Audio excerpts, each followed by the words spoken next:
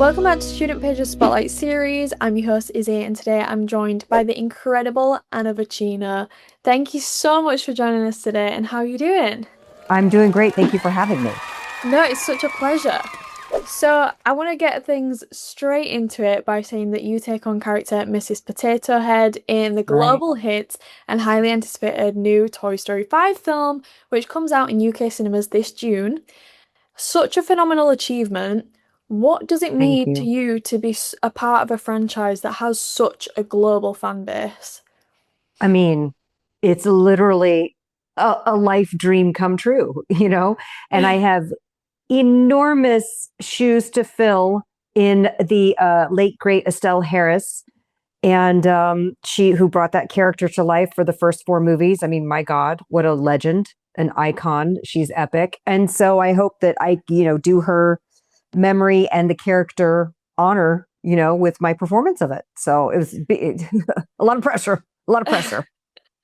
Well, I'm sure you will absolutely smash it out of the park. Thank you. And I'm personally, well, I'm sure everyone is. It's Toy Story. I'm It's such a Toy huge Story. fan of the It's franchise. incredible. How Yeah. could you not be? But so going into this, again, like you said, it's such an incredible experience, a lot of pressure also. Do you feel like there are any similarities between yourself and your character at all? And do you feel Oh, like it made it easy to fit into this role? Um, I mean, the similarities to me, like there's a lot of the ladies that I grew up around in Mrs. Potato Head, so I feel like I know her very well. My mom was a United Methodist minister, so there's a lot of church ladies that she reminds me of. There's a lot of just I've been lucky to be around a lot of nurturing, loving yet bossy women in either the intergenerational liaisons or the generation above me who have really guided and influenced my life. And so I just feel like, yes, very similar reality to what she has. Yeah. Yeah. And do you feel like that made it a lot easier for you to connect with the character as well? Yeah, I mean, ultimately, I've got to be able to connect with the character while also doing justice to the character that Estelle Harris created. So I've got to be matching in in tone, in cadence, in energy, in spirit, like all of it. You know what I mean? It's all got to come through. And then obviously it's Pixar, so the writing is incredible. So yay, like you know what I mean? Like that makes it all the more easy. Definitely. And so, kind of following on from that, obviously, as we've already said, it's Toy Story. Everyone loves Toy Story. But were there any particular details about this script or this storyline that really drew you to being a part of this experience? Well, I don't think I'm giving away anything by past what everyone's seen in the trailers by saying I Mhm. think that the plugged in nature that we all feel right now of being Mhm. constantly plugged into our devices is a very real struggle that we all have. And like I'm hearing stories of folks in your generation, like you guys are getting together and you're putting your phones like in a pile and like hanging out. I'm like, whoa, that's awesome. I grew up Gen X, so I always say I feel so lucky that I grew up before all the devices and social media but was young enough to be like, okay, I remember my first email account and kind of Mhm. learning it as we went along. I always say like Gen X, we invented Reddit. Like we're the ones, we take credit for Reddit. But it's still, and we've done great with finding online community, but we all have been too sucked in, and I've done it too. When you're walking down the street and you're trying to figure out where you're going and you're looking at your phone and you're also returning a text and then you're getting a call and, the whole thing. So I think that theme is very universal. Mm. And I think that everyone's going to really enjoy this movie. 100%. And I think it's such a magical thing that Toy Story has grown up with a lot of the people that grew up Right? watching Toy Story. So that in itself is absolutely incredible, and I'm so excited to watch it. But moving on, you have a legendary status in the voice acting world with past work including voiceovers for 47 episodes of Jimmy Kimmel Live from 2009 to Yeah. 2023 to It's voicing actually, it's characters. actually, to be fair, it's about 50 more than that, but half Really? of them, yeah, because here's the thing, when they're doing nightly episodes of live television, right? They overwrite bits. And so you do them and you get cut, or the bits get Right. cut or you know what I mean? So Uh-huh. it doesn't make it onto IMDb. So it's very interesting to see because I always look at IMDb and I'm like, oh, that's interesting. There's a lot more jobs on here that don't make it on, but that's part of So building a career in Hollywood is like, if you haven't been cut out of anything, you haven't worked enough because everybody gets cut yeah. out of stuff. Yeah. Yeah, so there's over double of what Yeah. IMDb says. Yes. Yes. But you've also voiced characters in Final Fantasy, Halo, World of Mhm. Warcraft, and Mhm. that's just to name a few. Your career has spanned over 25 years. You've had Yeah. so many incredible opportunities. Could you tell us a little bit about your training background and how it helped you to Yeah. get to where you are today? Yeah. I mean, I get asked all the time, of course, how do I do voiceover? Everybody says I do the funny voices the best, and how do I get into it? And I always say that's a great starting point. If you're getting that feedback from people, it could be a career for you. I would say get very good at reading out loud. Feel very comfortable reading out loud. Read to kids, read to the blind, read to whoever will let you read. Read your books out loud. Audiobook authors are some of the most gifted, talented voice talent out there because they're literally reading out loud for hours a day, and that's a skill that you need to have. Comedy is very helpful. You don't have to have comedy, but if you're doing improv, if you're doing stand up, you get familiar with the rhythm of comedy. Um, Mhm. every animated show or movie is a sitcom. I mean, for kids, think about Mhm. that. So, Mhm. and in fact, I would argue that animated shows and movies have more jokes per page than a live action sitcom. Like it is because you can fit it in with the visuals, you can fit it in with the characters, you can suspend disbelief because we're doing animated stuff. So I would say get very I don't it's hard to say get good at comedy, but explore that side of you. I mean, I started doing improv when I was 18 years old and I landed at university and made the collegiate improv troupe and did my 10,000 hours in improv and then started doing my 10,000 hours at stand up. So comedy is very good. I will say too, if you have a an affinity for music or singing, that's also very helpful. The fastest way generally that people start to make money at voiceover is doing commercial work. And there's 100% a musicality in the way that commercial copy is written. Now, I know things are a bit different in UK for the reads that you guys look Mhm. for versus the reads here. So I know that I wouldn't be able to speak to that because I mean, but I listen. And this is the other thing. My other piece of advice is um, watch a lot of TV and film and watch and listen to the commercials. Listen to the radio spots that when you're out doing your shopping and they're playing ads, listen to the voices that like, what's working? What are they hiring? So I think it's about doing that sort of study of things and kind of get really familiar too with what your wheelhouse is, like what you're good at. But so the training there, all of those things kind of came into one thing for me, being a singer and somebody who was involved in comedy.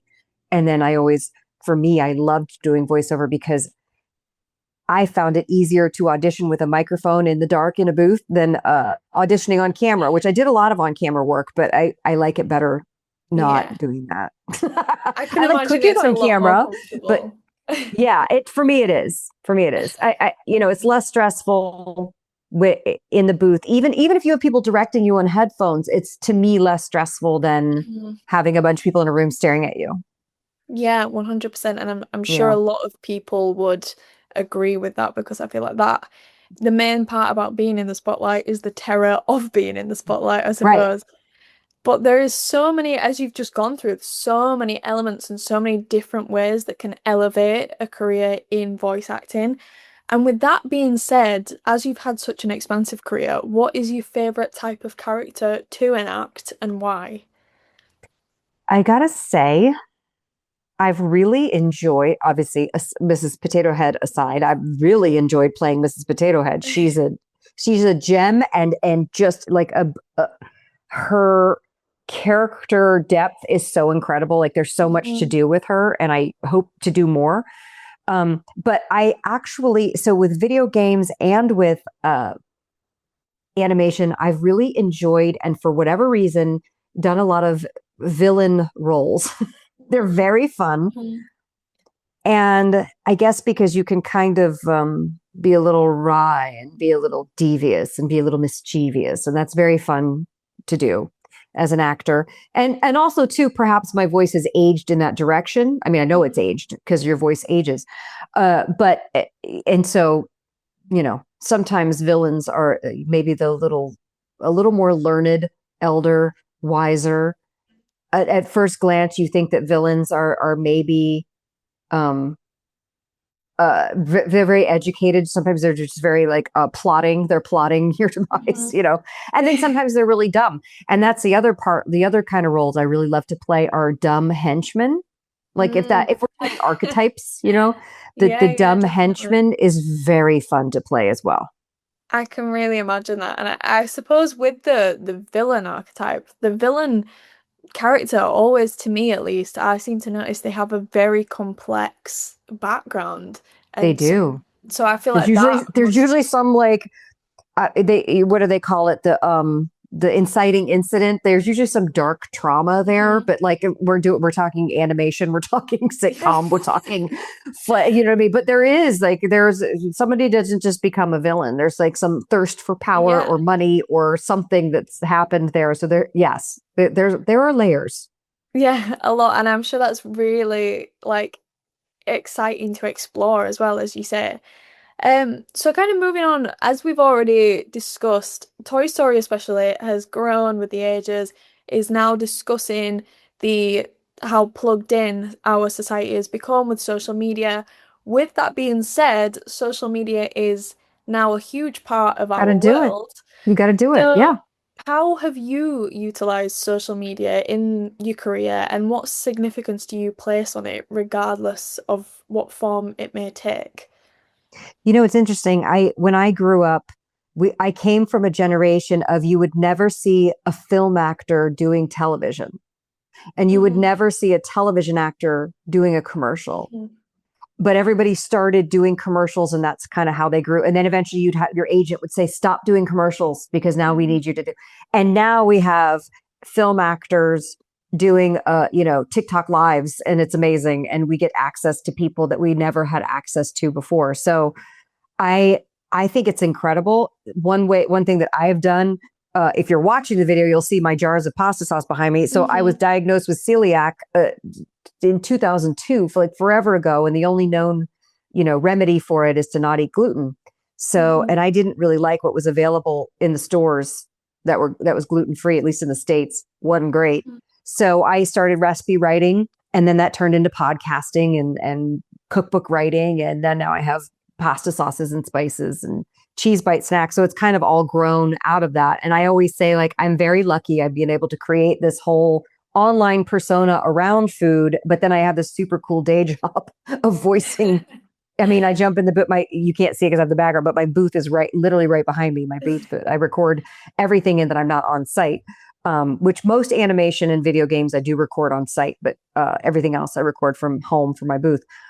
So yeah, I have spent my time building other things, and I think part of it was I saw, this is not happening as much, thank goodness. I saw women aging out in Hollywood. They age out, and it's so terrible because these women with these fabulous careers were not working. And I thought to myself, well, I can do voiceover because we need voices of all ages. And I can cook on camera. For some reason, we seem to be okay with watching women cook on camera. It doesn't matter how old they are. You know what I mean? Now I really feel like it's been changing. And part of that is that now we have more representation of body types, of age types. Like, I love that your generation is like, hey, we're not going to age shame anymore. I'm like, yes, I love it because, there might be some good wisdom that we could exchange, and so that's kind of how I've filled my time and used social media for good. In the United States, we have different regulations on what goes in our food products, Hmm. much more lax. You guys in UK are Yeah. much more stringent. Yeah. Um, Yeah. we've all seen the TikToks where they're reading the fries recipe from a famous fast food place where they read the fry recipe in the UK versus in the US. Yeah. So it's been a mission of mine to change the face of food in the US to try to get some healthier ingredients and get people reading labels. And if I have a voice that people listen to, maybe I'll get that done, you know? Yeah, Maybe folks will 100%. listen.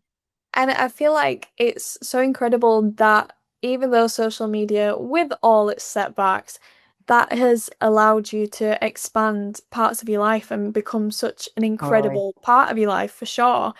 And so you've mentioned already things that have improved so far in the industry and that have improved between maybe the gap between age groups and that type of thing. But is there anything in particular that you would like to see in the industry going forward? Um, Gosh, there's so much access now. Mm-hmm. So I would actually say this is the best time to create content. You Mm-hmm.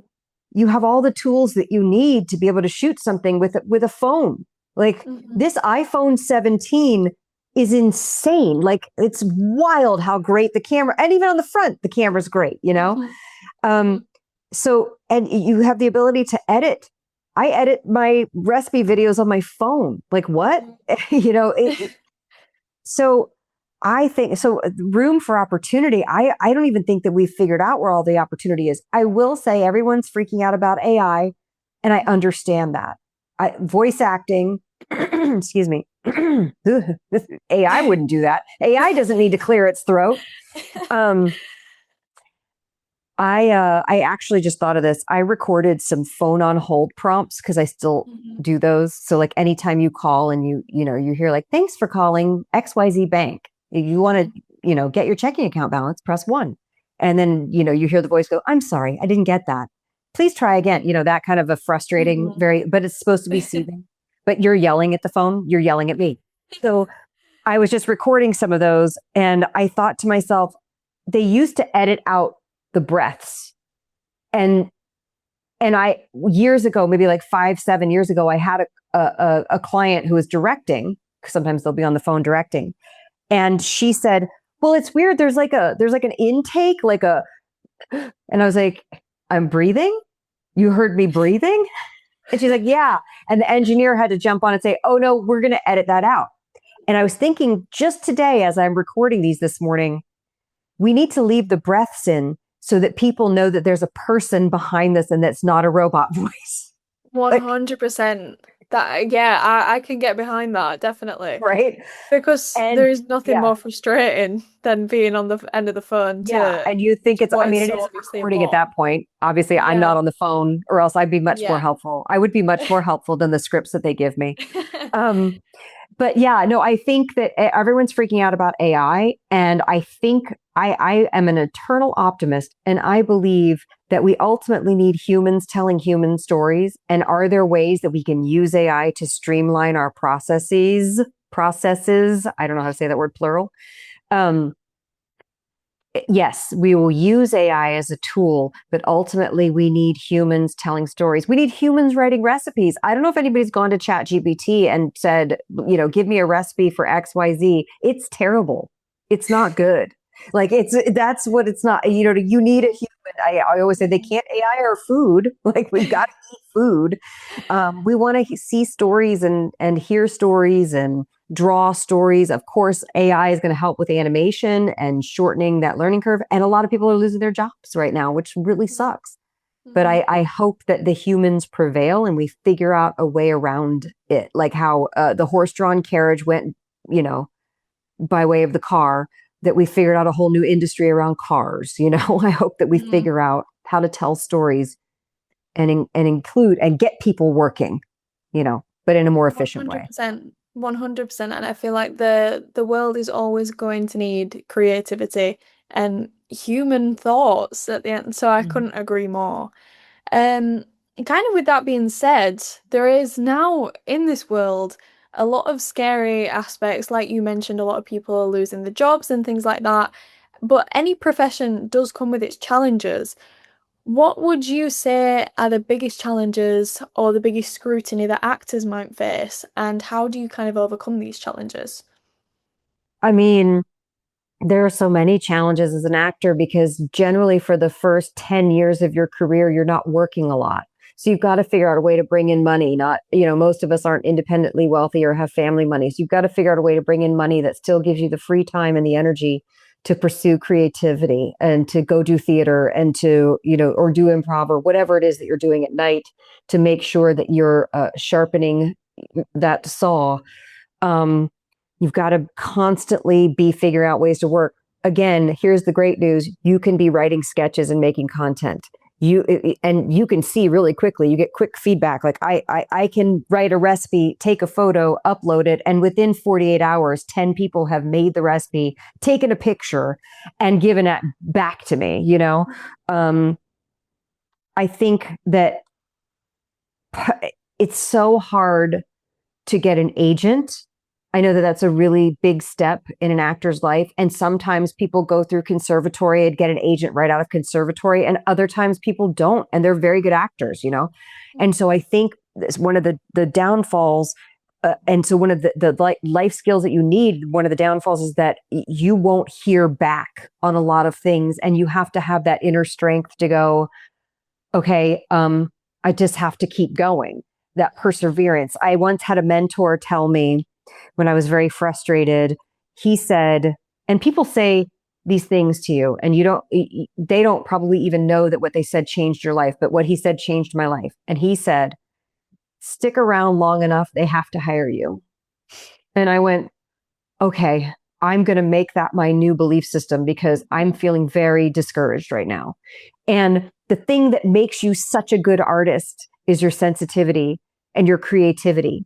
But it's also the thing that needs to be protected the most when you're dealing with the business side of things, which is it's rough and you have to prove yourself and you have to be tough. And you will oftentimes hear yes, very rarely. That sounds like hold on, that didn't sound right. You will oftentimes hear no, and yes is very rare until you get to a place where you kind of get some momentum. It takes at least 3 times of getting a job before you're like, okay, I think I can do this. I think I can book regular work. But the number of people who said, I'm moving to LA and then they're gone within 3 to 4 weeks that I've known personally is a lot. And I don't blame them. Mm-hmm. But the good news is you can go home to your hometown and actually make cool content and not have to pay California prices. But yeah, so I want to go around and hug every new baby actor and be like, it's going to be okay. Because I wish somebody gave me a hug back then. It's hard. It's hard. 100%. I mean, like you said, there's so much opportunity, but at the same time, there's that much opportunity that so many people are going for the same opportunities. So it is a really competitive industry, I can imagine. But so we've already touched on the masses of incredible work that you've done. But what would your dream role or dream set look like if you had one, or if you haven't already achieved it?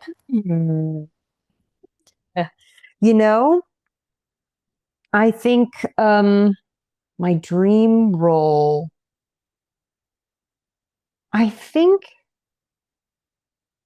gosh, I'm pausing because I'm debating whether or not to tell a brief story that might be reveal too much information, but so I won't tell it. One day in my memoir, I will.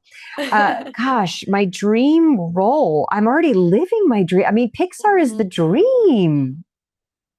It's the dream. Like, I pinch myself. I can't even believe it's true. I went to record it, and of course, I was under lock and key, like not being able to talk about it until it was announced. And I just was like, I didn't even want to believe it was true. I think there's still a part of me that goes, is this real?